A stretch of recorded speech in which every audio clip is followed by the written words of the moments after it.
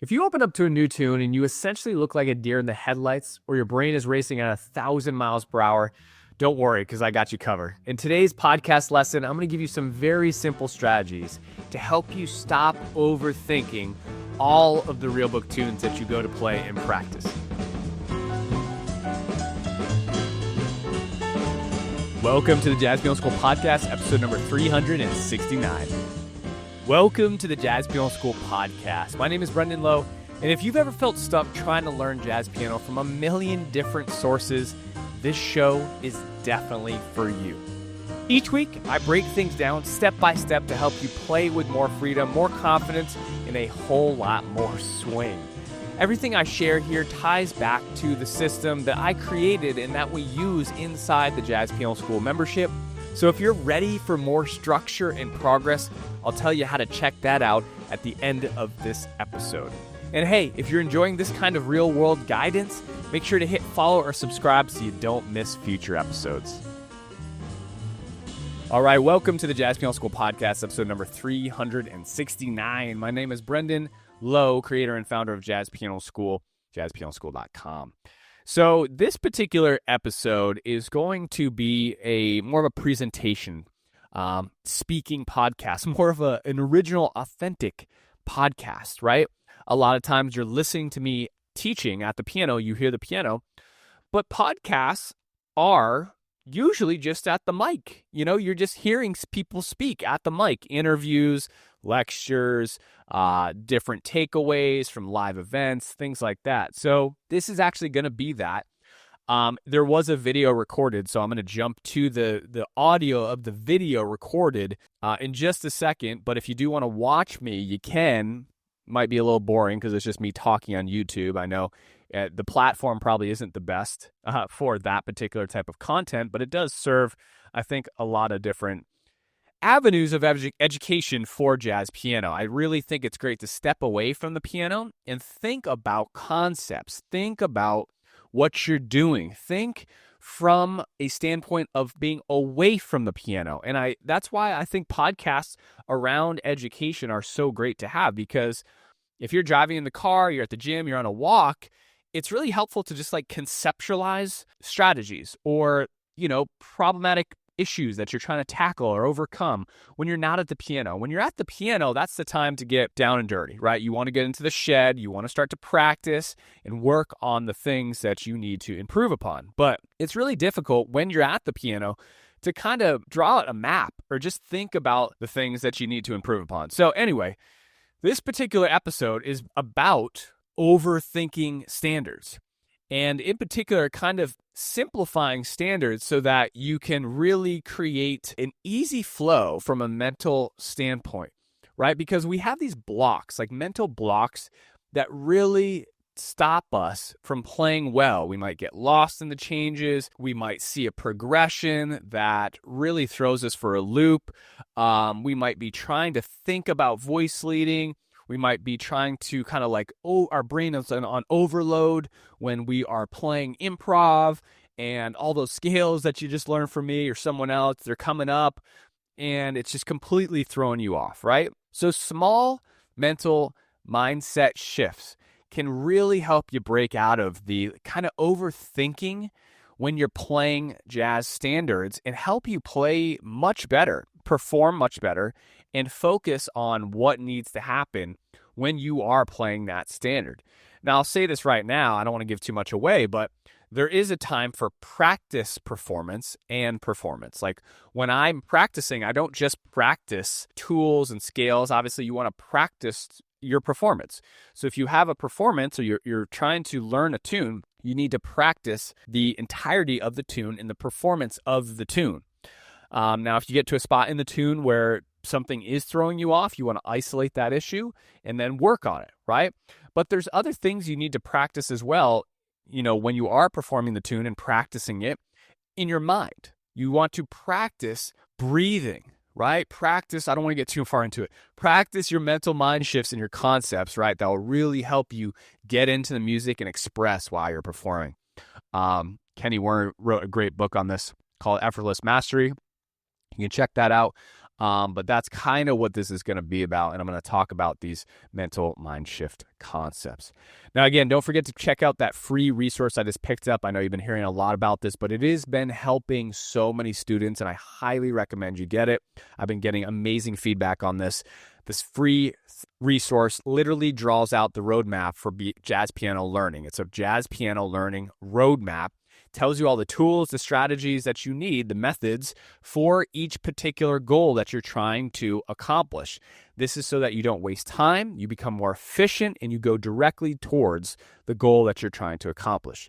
You can go to jazzpianoschool.com/roadmap to get that. So with that being said, let's dive right in, and I will start to talk and explain all these mental mind shift concepts to you so that you can better prepare your mind, your body, your soul, your being to be more expressive, perform better, and play better. Okay, here we go.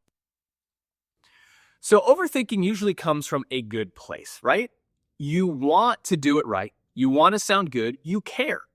And you've probably consumed a ton of jazz materials, YouTube videos, theory books, courses, maybe even private lessons, right? But what happens is this. All of the information piles up in your head like a traffic jam. And instead of playing music, you're thinking, what scale should I use? Should I comp in thirds or sevenths? Was that a G7 or a G7 flat 9 in bar 6? You freeze. You hesitate. Or you play, but it feels disconnected from anything real. So here's the truth.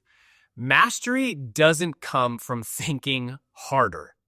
It comes from simplifying, practicing smart, and listening more than you analyze. And yes, that takes trust. Trust in the process and trust in yourself. Now, I've seen students with incredible knowledge, hundreds of transcribed licks, encyclopedia of chord voicings, still sound unsure and stiff and unmusical. Okay, I see that all the time. Meanwhile, I've seen others with modest theory who sound soulful, present, and expressive. Now, what's the difference? Feel and flow come from freedom, not accumulation. That's very important. I'd write that down. So let's go ahead and explore the 5 mindset shifts that help you stop overthinking and start truly expressing yourself through all jazz standards. Number 1, shift from theory to sound. Theory to sound. One of the biggest breakthroughs I see students make is when they stop trying to play what they know and start trying to play what they hear. Now, that doesn't mean theory goes out the window, right? But it means the hierarchy changes. So instead of theory first, then sound, it becomes sound first, then theory. Theory becomes the assistant, not the boss. Now, if you've ever watched a master player comp or solo effortlessly, it's not because they're running mental theory calculations mid-solo. They've internalized the language. They're improvising based on what they hear, not what they remember from a PDF, right? So here's a very simple drill you can try. Number 1, pick a 4-bar section of a tune that you know really well. Number 2, sing a phrase you wish you could play over those bars. Number 3, then slowly figure out how to play it. Number 4, repeat the process every day with new phrases. Fantastic exercise. You're building an ear-led connection to the keyboard. You're creating a pathway from your intuition to your hands. And over time, this becomes your new normal. Sound leads and theory follows. Point number 2, reduce your options on purpose. I talk about this all the time. Overthinking thrives when too many choices are in front of you. It's like trying to paint with 200 colors when you only need 3 colors to tell your story. If you've ever opened iReal Pro and scrolled through 40 tunes trying to decide what to practice, you've felt this. Decision fatigue is absolutely real. So, reduce your options. Not because you're limiting yourself, but because you're focusing yourself, right? Pick one idea and milk it for all it's worth. One rhythm, one voicing, one shape, one interval, one hand. So you can try these mini experiments. Only play with your left hand for 10 minutes. Only use upbeats for your comping rhythms. Only solo using thirds and sevenths. Try building a solo where every idea answers the last one with a question. Here's one of my favorite exercises I give students, the 1-bar limit. You're only allowed to play 1 bar's worth of music at a time. Then you have to leave a full bar of rest. This literally forces you to think like a conversation and not like a motor mouth, right? You want to leave space, you're trying to have a conversation with someone, and you're not just running your mouth. Suddenly your brain quiets down. You're no longer juggling 12 ideas all at once. You're deepening just one.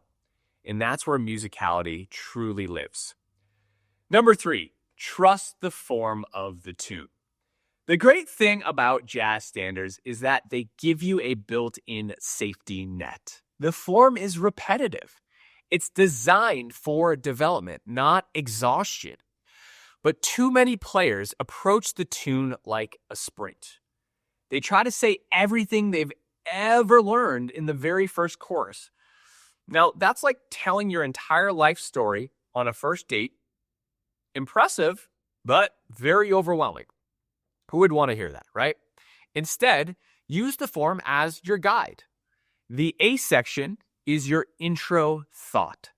The B section is your new insight. The final A is your return and wrap up. Okay? You're composing a mini narrative within each course. One of the most effective ways to practice this is to repeat your opening idea in each A section, kind of like a theme in a movie. Think of how movie soundtracks use motifs. You hear them reoccur in different emotional contexts throughout the entire movie. You can do the same thing in your solo. Now, even if you mess up or lose your place, trust that the tune will come back around. The cycle resets. You always get another shot. When you internalize this, overthinking fades. Why? Because the stakes feel lower. There's more room to breathe. Moving on. Number 4, practice like a storyteller, not a technician. Now, here's a question that flips the script for many, many students. Did your solo feel like a story or a resume? Right? Most students practice like they're building a jazz resume. Look, I can use altered scales. I know this hit voicing. Here's that lick I just transcribed from Oscar Peterson, right? But nobody wants to hear your resume. They want to feel your story. So here's a challenge. Stop practicing right notes and start practicing right energy, the right phrasing, right tension, right emotion. Here are 3 story-based practice frameworks you can use. Number 1, this is called the Pixar solo. I love this one. Start with once upon a time, simple and clear statement, right? Then add, and then something changes, okay? Include, but, a conflict or a surprise, and then finally finish with, so now, which is the resolution or insight, okay? Here's number 2, the journal entry. And if you don't have a pen and paper, I would totally write this down. This is the journal entry. Before you play, write a 1-sentence emotional state. Example. Today, I feel nostalgic for something I can't quite name. Then what you do is try to express that musically for 1 chorus. Great exercise. I love that one. And number 3, the echo game. This is really, really fun. Play a 2-bar phrase, then echo it again. Then morph it slightly, but keep evolving it until it becomes something new. When you practice like this, you stop thinking in scales and you start thinking in arcs, development. That's what your favorite players are doing, even if you don't realize it. And finally, last but not least, number 5, let listening be your practice. I've said this before and I'll say it again. Listening isn't extra. It's essential. If you're only learning jazz at the keyboard, you're missing 50% of your training. The other half comes through your ears and into your body, right? So make listening sacred. Here's a very powerful listening ritual. Number 1, put on any recording that really moves you and speaks to you. Number 2, listen once just to enjoy. So you just listen through it just to enjoy. Number 3, listen again and hum one line. And number 4, listen a third time while tapping your foot or snapping in 2 and 4. And then number 5, go to the piano and try to play what you remember. That's it. No transcription app, no slow down tool, just your ears and your memory. Now, why is this so powerful? Because you're training the connection between what you hear and what you play. You're skipping theory altogether for a moment and building raw intuition. You can even do this away from the piano, on walks, in the car, while cooking. Jazz isn't just something you do, it's something you live with. All right, so what can you start doing right now? Let's go ahead and bring all of this together. I'm going to give you your game plan for this week, and it's going to be your 7-day overthinking reset plan. Number 1, pick one tune and just stay with it all week. Do not switch. Number 2, each day, sing one 4-bar phrase before you play it. Number 3, choose a different constraint daily. For example, only rootless voicings, or only upbeats, or only call and response. Number 4, record one chorus per day and listen back with storytelling in mind.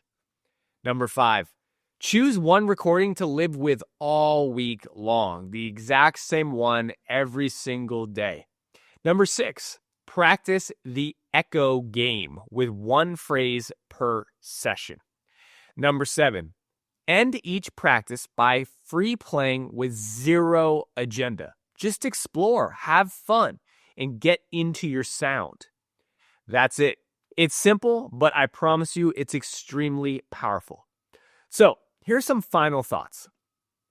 You don't need to play faster.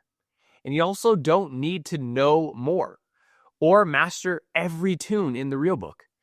You need to listen deeper, simplify your practice, tell better stories, and trust your instincts. Jazz standards aren't tests. They're invitations. Invitations to slow down, to connect, to feel something. And once you stop overthinking, once you start trusting, you'll discover a truth that's been waiting all along, that you already have enough. You don't need to play like someone else. You need to play like you. So breathe. Play one note, then the next. Just let the music speak. Hope you guys enjoyed that. Take care, and I'll see you next time. Thanks for tuning in. I hope today's episode helped bring you some clarity or even inspiration for your playing. If you want a clear path to move forward based on your personal jazz goals, I put together a free resource called the Jazz Piano School Flowchart. It maps out the 3 most common goals jazz pianists pursue: how to play in a band, comping, solo piano, and improvisation. And it shows you exactly what to work on to get there. You can grab it now for free by going to jazzpianoschool.com/flowchart, or just click the link in the show notes. I'll catch you in the next episode, and as always, happy practicing.